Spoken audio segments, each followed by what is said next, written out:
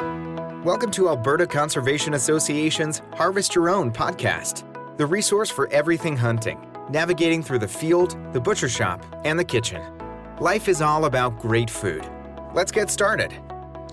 Welcome to the podcast. I'm your host, Brad Fenson, an avid outdoor enthusiast who has worked as a freelance journalist, photographer, and public speaker for over 3 decades. I have hunted, fished, and foraged all my life and hope to share my passion for the outdoors. Along the way, I want to encourage everyone to harvest wild proteins and enjoy the satisfaction of providing the next meal for your family. Our goal is to educate, entertain, and inspire individuals to get outdoors and create a connection between food, health, and your future meals. Welcome to Harvest Your Own.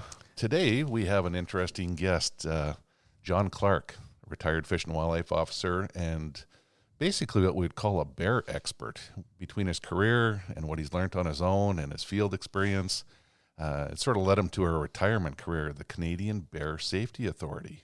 Welcome, John. Thank you, sir. Bear safety training, everything from wildlife monitoring, aversion conditioning with your dogs, I'm taking it? Or, yes, sir. Yes. Yep. Do you use rubber bullets and stuff too? Actually, I don't use rubber bullets. I use actually paintball rounds Nice. With clay balls, right? Yep. I found with the rubber bullets, you're lucky if you get one shot, even hitting the bear. If you don't shoot and aim properly, you could hit him in the stomach, then end up injuring the bear. Yep. So I find I've used the paintball rounds where you're getting more of the projectiles flying, more pain stimulus, and Right. a visual thing too, because the clay balls are exploding on the tree and stuff. So when I do the aversion component, I want to give the bear the full meal deal. So it's me yelling, it's bangers going off, paintball rounds, and then bear dogs going after him. Don't come back. Yeah, and that's basically it. He, just one little banger may not do it. So he's got to learn that I'm teaching him boundaries. Yeah. Stay away from this urban setting and stay away from people. Nice. Let's just take a step back to your career. 34 years as an officer. Yes, with the Alberta government, with Fish and Wildlife. Where were you posted? Started in Stony Plain area, then went up to McMurray. Again, a lot of bears up there, so a lot of experience out there.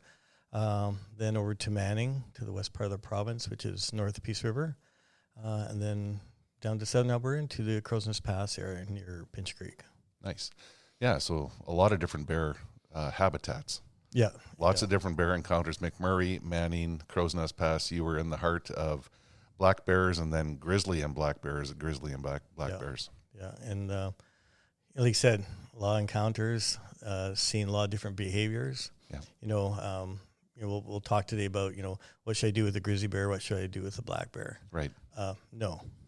It's basically bear is a bear. You're dealing with the age structure. You're dealing with that behavior. There's always each situation is different, right? So and then that's where I get into the course where we talk about reading that behavior. Right. Yeah, sure. A grizzly bear is going to run away from you at his speed, but he's still leaving. Where you might see a black bear run a little bit more and think, but when you see the grizzly bear actually turn around and leave, that's good. But he's moving at his pace. Right. So it's interesting with your career. You were basically grassroots for some of the bear programs, the bear aversion programs, the bear awareness program. You've been there from the beginning. Yeah, with the Bear Smart program, trying to get each community to be bear smart.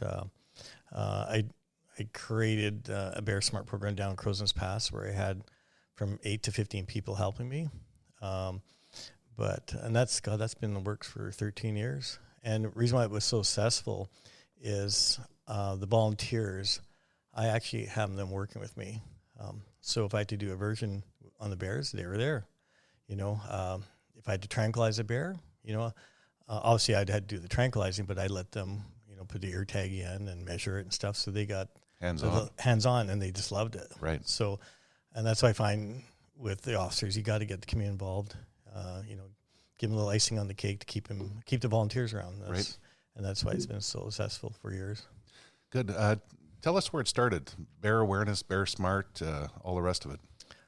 Yeah, I guess I'm trying to think the year. Almost 14 years ago, there was one particular minister from Fort Macleod. He brought forward the Bear Smart program to the government. The government changed names 10 times, so Right. I think it was SRD at the time. Yeah. So they approached the fish wildlife districts. There's always an office in each little area, and then we held public meetings and trying to rally the troops and try to get volunteers to come and be involved in that. So some were succeeded at it. I found you had to have the officers part of the program and not just have one meeting, say, okay, we're done. Now you're Bear Smart, continue. Right. Where I've seen it fail because the officers didn't stay a part of it. So I found I had to be continuous. We're a team. We work together. And like I said, we worked for up to 13 years to get together. Yep. So. And what did you do? What were some of the components of your work? We had to get a buy-in from council. We had council meetings with them and saying, okay, this is a group. We would get funding from the provincial government because they started the program, but there was never any money. It's like, Right. okay, here's Bear Smart, but there's no money. Well, then that changed where they got money for these community groups. And then we looked at, okay, where are we going to spend this money? So we looked at the attractants. That's why bears are in town over attractants. So we'd invest in purchasing bear-proof garbage cans, and we'd have like loaner programs in town. If you had a bear problem, here's your bin. Right. And then we would have picking apples, cutting trees down. In our area in the Crozes Pass, we had Summit Hardware that would donate a coupon for a non-fruit bearing tree. So Bear Smart would go in there, pick the tree or cut it down, and here's another tree, but it's not a fruit bearing one. Right. So we had little coupons like that. That's a lot of things people don't think about is growing apples in your yard is a bear magnet. Yeah, and right? bears know every tree, right? And then a lot of education. We put on courses, spring and fall for the community, teaching bear awareness courses or bear safety courses. So we had that big education component of it.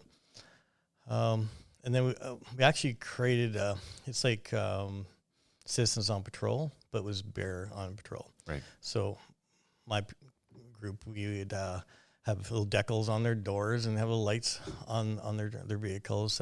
They wear safety vests and name tags and things like that. And they would actually go patrolling for the bears, right? And address the garbage issues with the people, engagement with the community. And then if they seen a bear, then they'd phone me. Nice. And I might be working with them at that time but it was really interesting with the bears. Mainly black bears, but we did have grizzly bears in that area too. But what we soon learned about the resident bears, mainly the females that were living around there, they recognized us, right? Oh, wow. So the interesting thing, they see the Bear Smart show up, and they're like, okay, whatever. I showed up in the white truck, uniformed dogs, and then all hell breaks loose. Yep. Like I'm scaring the bear away. We deal with the attractant, and then those bears started to recognize, okay, those Bear Smart guys are with him. So what was happening when they drove up, the bear was already running because they seemed to say, oh, Conditioned. they knew John was coming next. And at one point, we actually ear tag transmitters. Over the years, I think we did 17 black bears. And we knew exactly where those bears were all the time because I had these 15 people monitoring. I trained them how to use the receivers, and they would monitor the bears and see the movement. So it was kind of comical because we knew one bear this time of the month would cross the highway at 8 o'clock. And I'd pull there at 8 o'clock and watch my watch, he'd cross. Wow. So it was interesting to see that pattern, and then you can only do that by having your staff to do that for you and track them. And we were able to get ahead of the bear and say, okay, now we know where he's going. Let's deal with that apple tree. Right. I like the sounds of the program because it has respect for the bear. I always tell people they lived here first. We came in and we have rules that we need to look at or keep our yards clean. It's not the bear's fault because he wants to eat. What do we do? Like Crozes Pass, they're right there. There's like town, bush. Right. So that was easy to do in aversion because you could educate that bear. It's like bush, town. So they knew the line, right? It's a little different in cam work because you got, green belt here, river here. So it's harder to educate that bear on reading boundaries and stuff like that. Interesting. But it's a long process, We still had, guys hunting, because we had the hunters that love hunting bears around there. So we weren't the anti-hunting groups like protect the bears. We understood you're managing wildlife, and that's what it's all about. And we still had bears being hunted, things like that. And but it worked out pretty well. And then I retired, and so I'm still trying to keep it going, but it's a little bit tougher, because you want the other officers to continue, which some don't. Absolutely. Some don't, and it's tougher to keep it going, right? Yep. This podcast is produced for Harvest Your Own, a program dedicated to those who want to reconnect with food and health through their experiences outdoors. HarvestYourOwn.ca is a resource for individuals to learn more about hunting and the outdoors. There's information to get you started and ensure that your compass stays pointed in the right direction to be successful. Where's your next meal coming from? I think the main reason we had you in is because Harvest Your Own is geared towards people aspiring to hunt or people that have just started. But and we have a lot of seasoned hunters too that are looking for more experience, more advice. And one thing that keeps coming up is bears. Bears create anxiety and fear amongst people. And you've probably seen the good, the bad, and the ugly of bears. Yeah, I've dealt with, I think I tried remembering, it was 800 or 900 bear complaints I've dealt with where I've actually dealt with a bear. Wow. Right? And again, it's just like people, not all bears are bad or all cougars are bad. There's isolated incidents where, somebody's been mauled, right? And people go, well, there's too many bears out there. There's too many grizzly bears, right? And we're going, well, and there's more maulings. Well, no, a mauling's an isolated incident in an isolated area, right? It's not like, do we see more bears in some areas? Yeah, sure. But I think when we manage bears, we should manage it more in regions than provincially, because this area's got a lot of bears, that area doesn't. Because I've moved bears for 20 years. I know where I moved them, so there's more bears in that area because we've moved them. Right, and bears are they're smart. They're smart creatures that know their food sources. You talked about an apple tree, but a specific type of berry that ripens in the mountains, they're going to migrate to go and find those berries, and they know exactly when they're going to ripen. Yeah, we had a collared grizzly that went I think it was 40 miles in 4 days. Wow. Because there was no berries, and he knew the West Castle Ski Hill huckleberries. I'm going, and the only way we knew is there was a collar on them. It's like, wow, that was a long distance in a short period of time. Yeah. But again, because there was a bad barrier and there's nothing, so if they don't have the berries, and before winter they die in the dens because they have not enough fat. Yeah. So it's interesting. We think that they're concentrated in some areas, or there's different reasons, but it's no different than people congregating at McDonald's at lunchtime. Yeah, and that's why here, guys say, well, there's 6 bears on the hill. Yeah. Well, yeah, because that's the only berry patch in town. Right. That's where everybody is, but they're not all resident bears there, right? Yeah. Being part of some studying of them there and tracking them stuff, and it's amazing how far the males will go. Yeah. The females stick around; they got their own little territories, but the males are like, I got to go. Huge territories. Like they just move around. It's all about food and breeding for them, right? Yep. So it's amazing how much they cover, wow. Compared to the females. Yep. So when people are starting hunting, or hunters that are heading afield, should they be afraid of bears? No, just good respect and be educated. And to be honest, take bear spray with you and know how to use it. Because I've dealt with the maulings, I've dealt with the hunters. They're dead. They had the gun. Yeah. They got attacked. Some were eaten. It's really sad. I thought about all the maulings I've been on. I think of all of them, 2 had bear spray, and one guy that actually survived, he forgot he even had it on his belt. Right. The other fellow, it fell out, but it was never deployed, or the clip was never taken off. Yeah. And the rest of them, bear spray wasn't there. So. Yeah. How many different maulings had you been to? 14. 14. Yeah. How many of those were hunters? I was just thinking about that coming in. I think it was about 4. 4. 4, yeah. Yeah, I'm trying to just, put some numbers in people's mind that have a fear that every time they go out there, they're going to encounter a bear. 14 maulings. How many hunters in Alberta? 100,000 hunters. Yeah. Your chances are that you're not going to have a negative encounter. But man, is it ever prudent to know what to do even if you come across one? Yeah. Right? I've been on 10 self-defense shootings where the guy survived, didn't die from it. Yep. Some shot, got bit, and didn't pass away from it. They just got injured, or they shot, killed a bear. So, but that's interesting. Investigating those. What we talking to the people in Edmonton we find at some of these scenes. It's amazing how many guys eject a live round out of their gun. Right. Because they forgot. It's just nervous energy, basically. Yeah, and they forget it's loaded. Yep. And then you do the crime scene and you pick up a spent round and a live one. And you go, you ejected a live round. I'm like, no, he didn't. I go, here, yeah, look at it. It's right here. And their brain's like, oh my God, I did. I didn't even know I did. Yeah. Right. And some of the guys I talked to, they said, what's happened, they look at their gun. For some reason, they look down at their gun. They look at the animal.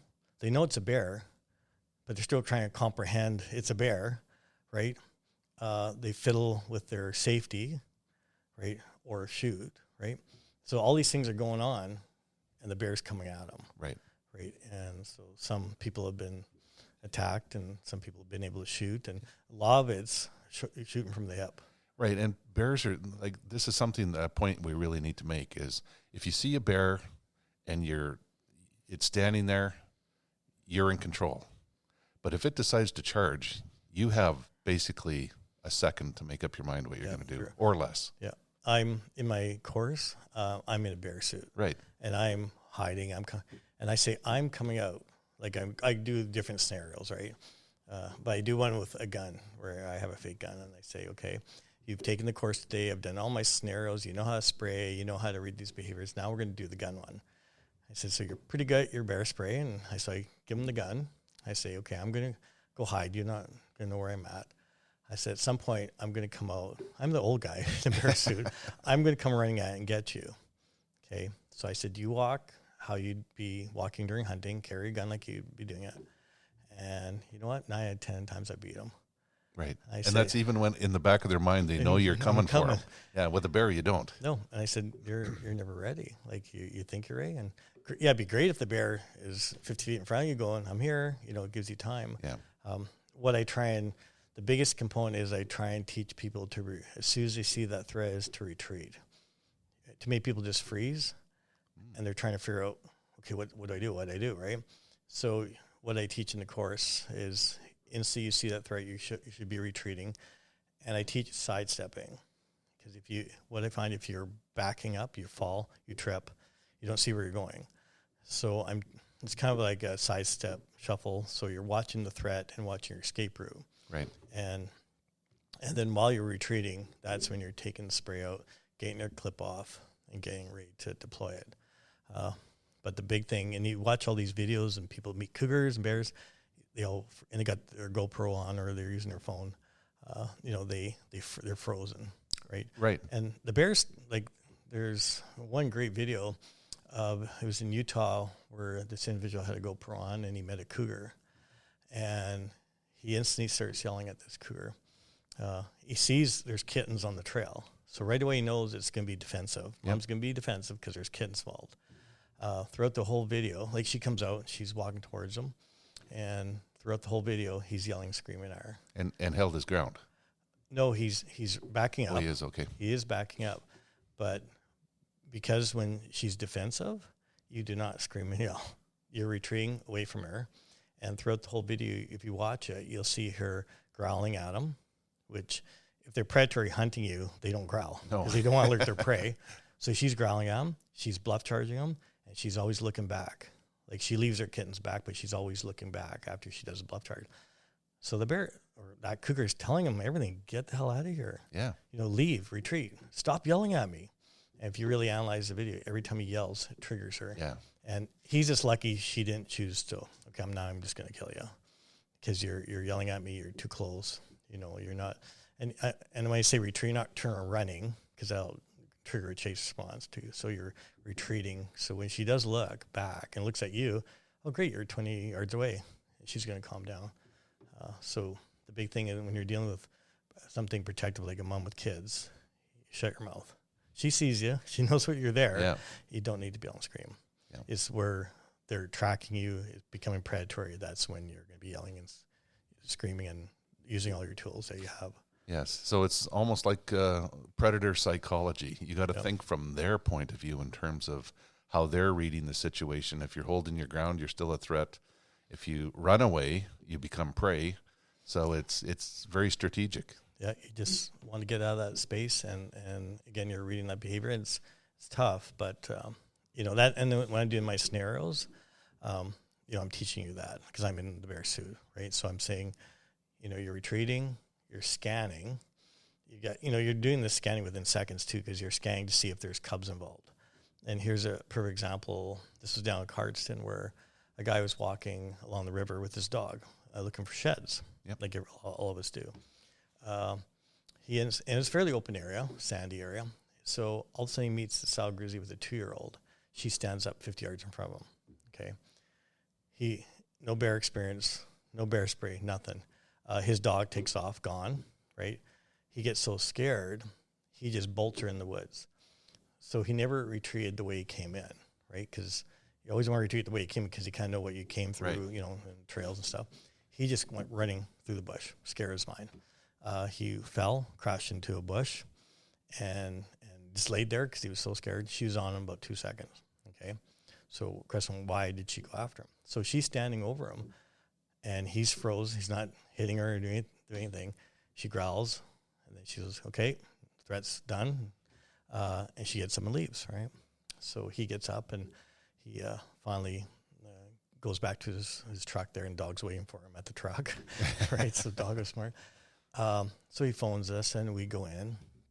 And because it was fairly open, we have drones. So we'll fly a drone in first to see if we can see the bear. So there's the mom. There's the 2-year-old. There's another one. There's another one. So what happened, and we could see the marks and prints in the sand, when he ran right towards the 2 other cubs. Right. Unexpectedly. Yeah, and that's why she went at him. Yeah. Right. So that's what triggered her to go after him, and luckily he played dead and didn't have anything. But if he would have treated the way he came in, maybe she wouldn't. Right. But he ran right to those cubs, which that escalated it. Yeah. Right? Like, So obviously you cover in your course what people should do when you encounter a bear. So that's a close encounter. You know, if you're walking down a trail and you spot a bear 100 yards in front of you and it's busy feeding, what's your advice? Yeah, you know what? What I teach is you never want to walk into danger. Okay, so, you know, guys, well, it's just a little black bear. I'm not going to worry about it, you know, or that's just a small grizzly bear. You know, depending on how thick the woods is, yeah, I'm just going to risk it. I'm going to walk in there. Well, you misjudged that grizzly bear. That was actually a 2-year-old, and right. Mom's right there, right? Yeah. So you actually walked into danger. So my advice, I'm going to go somewhere else, right? Again, if you see the bear run off up a slope and he's leaving, I'm like, okay, well, I see what happened. It's safe. You know, I'm going to continue going my elk area. But I'm going to sit back and watch for a while and see what plays out. You know, is it a mom with cubs? Is it breeding season? You know, is there a male and female together? Right? That's a big thing in June when they're breeding. You think, oh, there's one bear. Well, there's actually 2, right? And you just interrupted that, and the male's probably a little grumpy because they're fighting with everyone else in the neighborhood. You know, you're just another threat. Yep. Or again, we talked about the berries. You walk into a spot, and that's the berry patch, and everybody's there. And you see one, you get in there. Oh, there's more than one because that's maybe the only berry area. Yep. So, you know, my advice to is like, you know what? Sit back, take a break, watch what's going on.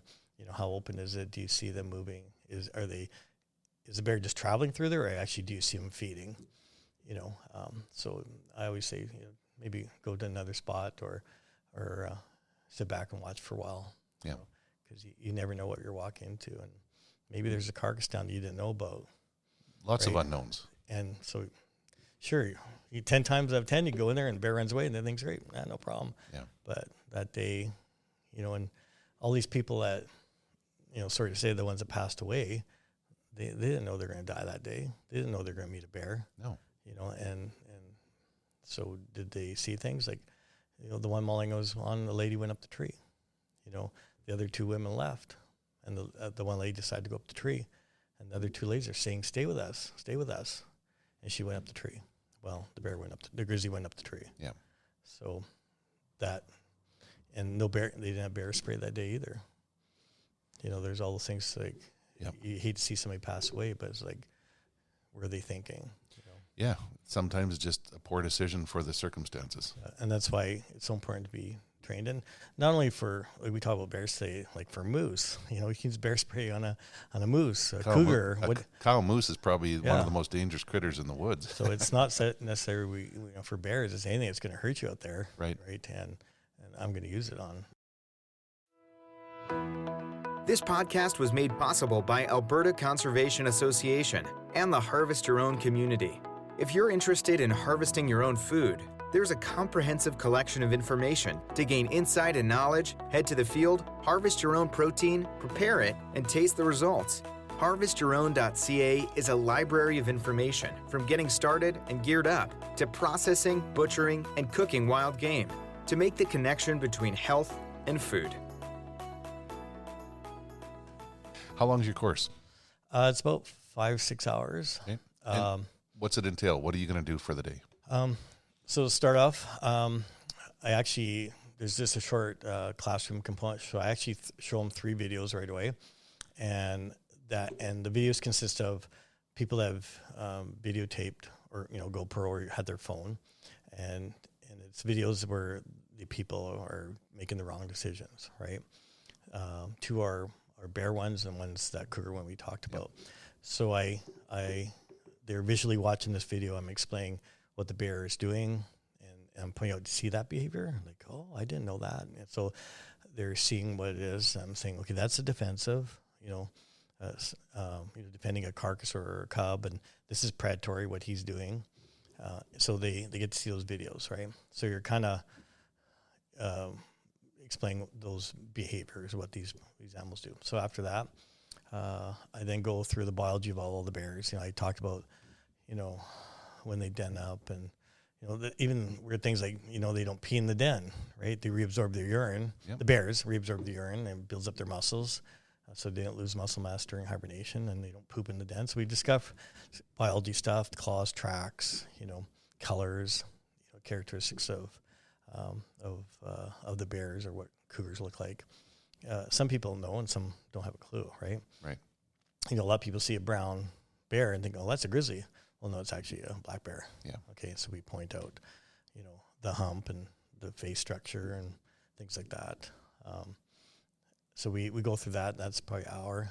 And then the third part is we're going into the rest of it's in the woods. So we're not doing it in a parking lot. We're not doing it in the back alley. We're in the woods where you're going to meet a bear on some type of trail system. So I'm teaching you how to use bear spray. So we use inert bear spray. I have props set up, like I have a standing and a walking bear. I actually have this remote control roaring device, and I have them walking down the trail, and they can see that, but I'm saying pretend that does not exist, okay? Because when these maulings happen, and the close encounter ones, half the time they probably don't even see them coming. It's so quick, because of the evidence we've seen at some of these sites. But so the person would be walking down the trail, and it says, when I activate the roar device, that's when you see the bear. Okay, so I'm acting it out, showing them how to do it. And then, the first thing is the bear growls, they look, and they're instantly retreating. I'm teaching them how to retreat, right? A lot of people just freeze, and they're fiddling with their clip, right? And they're getting stressed out. And I'm stopping and say, the more you stand there, the more you're triggering that bear to react, especially mom with kids, right? The more you're standing there, is changing that bear's behavior, right? Yeah, sure, the bear might run away, go up the tree, stand there, or you know what, it's coming after you. But I'd rather deal with the bear when I'm retreating away from the threat for that one that decides he's going to come at me. So again, I'm teaching you how to retreat properly. I'm teaching you how to get the spray out, get the clip off properly, and little techniques on that, and then spraying. And then we talk about how far to spray. If you're retreating properly, and half time you're out of that shooting zone, and you're only like 18 feet. That's it. Yeah. Like to actually hit that bear, and you're not spraying to scare the bear away. You're spraying to neutralize that threat. So you are shooting for that face to interfere with the respiratory system, the burning in the eyes so they can't see. I've seen some people say, well, just spray a cloud or a zigzag. No, you're taking that aim and you are aiming for that face, right? And when I talk about the 18 feet, once you're out of that zone, there's less like you're even going to hit it. Right. Okay. So again, and if the bear is following you, yeah, you're going to have a lot of time to spray it. But the goal is to retreat from the threat and spray if you have to, right? And by, like I said, we do a lot of that. So what I'm creating is a muscle memory, right? So instinctively, you see that threat, that spray should already be in your hand, clip off before you even know it. And boy, by the end of the course, you see that, and they're going, holy cow, it's already like and that's the point. I'm training. I want you to survive this. So I'm creating that muscle memory. It's already there, and that's why we practice, and then there's a component where if there's you and I are hunting, we do it together. So I have a little snare where we're like a little SWAT team, where we're retreating together. My hands on your shoulder, and it's actually calming you down and calming me down, just by me touching your shoulder, and we're retreating together. We're spraying together.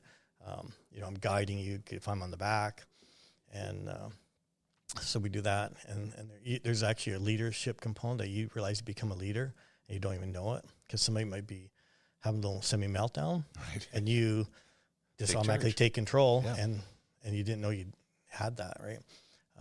So again, we're doing the spraying, and again, we're doing the really thick woods or kind of on trail system.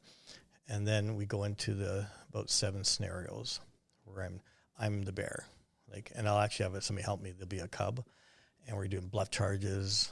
We're doing, you name it, that curious bear that's approaching you. There's one good video of, if you Google it, hikers in McMurray followed by a bear, and that younger bear, he's so habituated to food, and you have to remember where you're at. Like if I'm in Waterton or Banff or something, those bears are so habituated to people because they see 200 or 300 every day. Like they're kind of used, and they'll let you get close to them, right? Okay, and then you're in the wild of wilds, and then you meet that other bear. Well, now he's freaking out at 50 yards. So you gotta remember kind of where you are and that behavior, because of seeing 200 people in the weekend in the park, he's gonna act a little different, right? So we, like I said, we do the 7 scenarios, and I'm doing all the acting. They're spraying, and they love it because they're spraying me in the face and stuff, and I have a mask on and bear mask. And trying a bear spray to me, it's critical, because if you've never done it, you have no idea what's going to happen exactly. It's not a fire hose. It's got a specific target. I think the biggest problem is getting the clip off or the wind. Yeah. There's a lot of things that can go wrong. And people ask me about the wind. You know what? You can't even think about the wind. You think, and I kind of, when I was teaching people, you throw too much at them and their brain just, they can't remember. Right. Right. So the big thing you see that bear is, the first thing is you're retreating.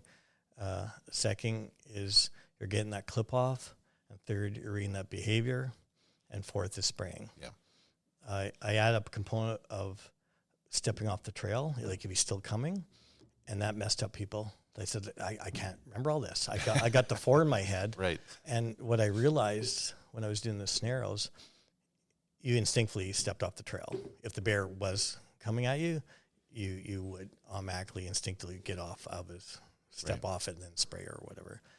But I found if you threw too much at people, they can't remember. Shut down. And so that's why, I see different companies teaching bear stuff. I said, get in your bear suit, do that. I said, because people, they watch a video, they're not going to remember it. No. It makes it fun and educational. Yeah. Right? You guys make it as close as possible. And how often do you get an instructor in a bear suit? yeah. But what's the reward is I get those calls after. I had a call here of 4 women that took the course. This was last year, they were south of Jasper, walked into a big meadow, and there's a big, like a willow bluff type thing with a trail going through it. And the girls just took the course, and they're walking through it, and then the willows are like 5-6 feet high. All of a sudden, this grizzly bear stands up 20 feet in front of them. And the one girl instantly went leadership skills. Yep. And one girl was ready to start screaming. And she said, everybody retreat, put your hand on their shoulders, clips, sprays out, clips off. And because instantly the bear went back down, so they didn't know what they were going to deal with. So they didn't yell or scream or anything because they didn't know what it was to trigger it. They knew it was a grizzly bear. And the girls were on their game. They got out, had their spray ready. Everything went perfect. They stopped about 300 yards out, and they looked back, and the grizzly walked out with a little cub and went parked at a tree, went back in, grabbed another cub, and then came out and then left.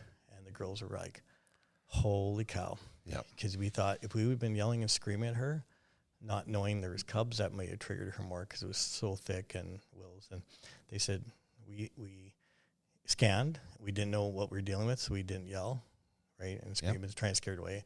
And ended up, it was the perfect thing. And so at the point, I was like a dad with the kids. I'm so proud of them. They did it. And they were so happy that it kicked in. And that was from practicing. Well, I think it's critical information. Overall, I don't want hunters to fear bears so much that they don't go into the woods. But like we've talked about, being educated about how to deal with any wildlife encounter is really important, because when you're out there looking for critters, you're going to find them. Yeah, I just say, please, to all hunters, carry bear spray with you, and practice with it. Right. Like if you and I go out, if we're going elk hunting, I practice like twice during our walk. I say bear, and we instantly retreat together, hands on shoulder, we got our spray out. Interesting. And we're on our game. And I do that with my friends. We do it twice during our day, whatever. So we're on our game if it ever happens. And there's one time where I was teaching a guy, and I got to him with the fake gun, right? And I actually, acting like the bear, I kind of pushed his gun aside. I was going for him. And he did a quick spin, turn, got a spray out, retreated, and got me right in the face with there. And I said, I was so proud of you. I said, You realized the gun wasn't going to help you, but you retreated, quickly got your spray out, and you got me perfect. Yeah. And he was like, I know, it worked. I said, but there you go. You can do that if it ever happened. And so I just wish hunters would have bear spray with them and know how to use it, and buy some fake stuff and practice with it. Just, because maybe that gun won't help you one day. Education is power. Yeah, that's it. Well, great messages. Where can people find out more about you? I have a website called Canadian Bear Safety Authority, or www called CanadianBearSafetyAuthority.com. I keep on tweaking the website, or they can phone me. I've been teaching a lot of people lately, with industry and things like that. So it was supposed to be a little retirement gig, but now it's getting busier and busier.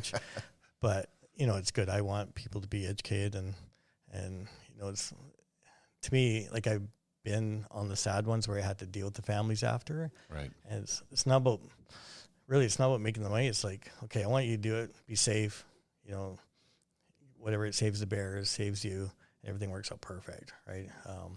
I just want everybody to be educated and be wary and be able to how to protect themselves. Yeah. And have respect for the bear. They're sometimes they're devalued compared to other wildlife, but I love seeing bears on our landscape. Yeah, we like seeing them, and it's a lot of good stories, and we like hunting them, and Fish and Wildlife's doing a good job managing, and it keeps it interesting. Yeah. Well, thank you very much for coming out and sharing your message. I'm sure that you've made people think. I'm not sure it will immediately put people's mind at ease, but I bet you they're going to start looking into how to use bear spray and check out your course. Yeah, that'd be great. Thank you for having me.